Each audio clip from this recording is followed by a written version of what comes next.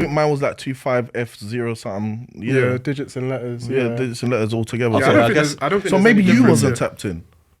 No, BBM's different, isn't it? But How? like for me, I can't comprehend talking to somebody and be like, yeah, let me get your snap, and not even getting any other contact detail. Like if I wanted to, Oh no, I take your yeah, point. if I wanted to connect with somebody and actually, when you have access to others, because obviously with BBM and take a number after, we've got to worry about 5-day pass, minutes, all of these things. So I get that BBM was the easiest and best, but you're saying right now I don't think Snap's the best way to speak to people. I think for them it is. Like, Yeah, it's that's just a for different time, innit?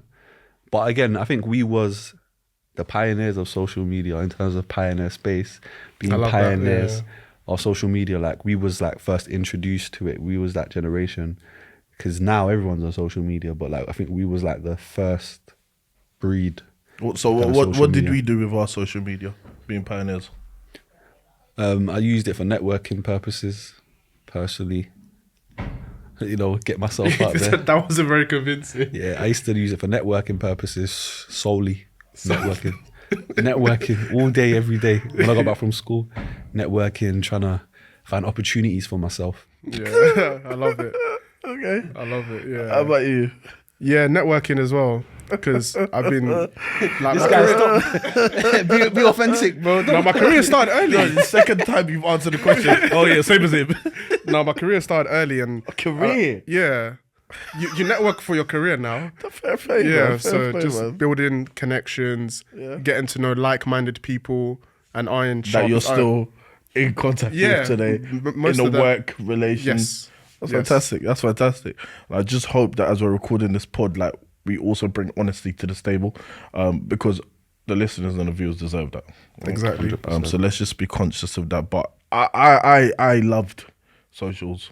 I'm not gonna lie to you, man. I think it was brilliant. I think being from where we're from, it was like, yeah, there was so many things going on, man. So many things going on when we was younger, and you know, boom, boom, boom. He set a rumor about me, this, that, and the other. You know how that goes, man. Growing up where we grew up, so A lot of friction. a lot of friction. falling A out lot of with people's head people. got bust. Yeah. Allegedly, and all of that stuff. But I think that was us. That was our come up, you know, and it forms a part of us. So it's very interesting now looking at social media now. And I know I asked a question for me when I look at social media now, and I think, yeah, I think people do laugh a lot more on social media. I think It's a whole ecosystem now.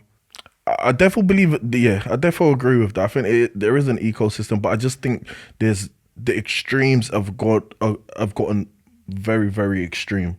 Like you can laugh a lot, and I think TikTok's a great app for that. Like if you want to kill time, you can laugh a lot.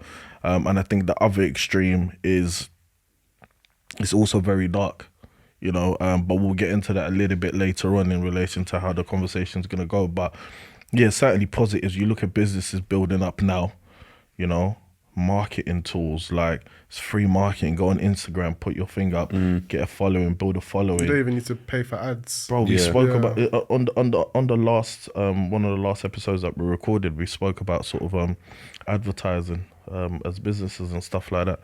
I think one Build of the a great community things online. about, no, sorry, bro. Let me let you finish. Yeah, no, I was just gonna say like it's easier now to build a community online, build a following online, foster your brand online, and majority of your customers and your clients are online. So it's just bridging that gap from consumer to. Do you get what I'm saying? So, no, sorry, go on. You was gonna say. No, I was something. literally going to say the same thing, that now you can, you know, the access to the consumer is like a lot more easier. That journey, that customer journey is a lot more seamless.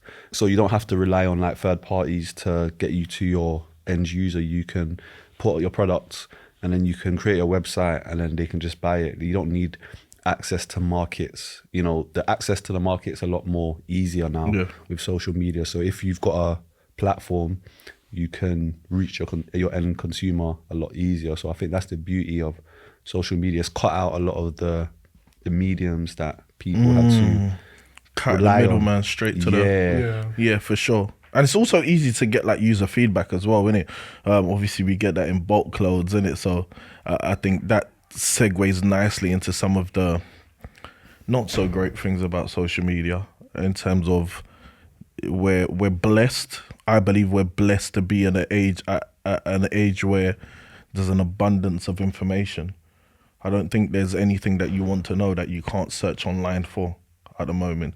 If it's college work, sixth form work, uni work, or whatever, you've got access to professors online that you can speak to, etc. It's fantastic. My question is the effects of a lack of policing of this information. That's one, and the second is there's a lot of misinformation, because that's the byproduct of having so much information and people being able to just put stuff out there, and depending on their following, that's how people tend to sort of take in what they're saying. But there's a lot of misinformation that spreads as well, and that spreads quicker than everyone's the an raw expert. information. That's a problem. Yeah. That's a problem in itself. Everyone being an expert. But what are some of the things that, I don't know, have you guys a little bit on edge? Because Yeah, I think with social media now, it's great that there's so much information out there, but now the information overload. So now you have to kind of depict what's true, what's not true. Like for me personally, I'm a bit more pessimistic when it comes to social media and information that I hear. If I hear something, I want to fact check it. Whereas some people, my wife, for example, she will see something on TikTok and she'll come to me like, and it's news. And it's news, like she'll believe it, do you know what I'm saying, before she fact checks in some circumstances. Like, Yeah, I think one of the worst platforms for that is Twitter. Because, like, for example, Twitter versus LinkedIn, we get a lot of thought leaders on LinkedIn, but on Twitter, everyone just says anything. And once there's enough engagement, enough interactions, it's Bible. Someone can say, you've killed someone. And no, I think they within say a few hours. No, for example, they'll say somebody died. Yeah, they'll put a black and white Yeah. image. No, they'll say that Of somebody Eddie like, Murphy. oh yeah, they'll hear, this person died, like, and then the person will tweet, Yeah. no, it's misinformation. I'm Yeah, alive, it's guys. bad. I'm well. Yeah. It's definitely a dark thing, isn't it? Like some of the things that we see on social media, And even the abuse. I think Racism, abuse.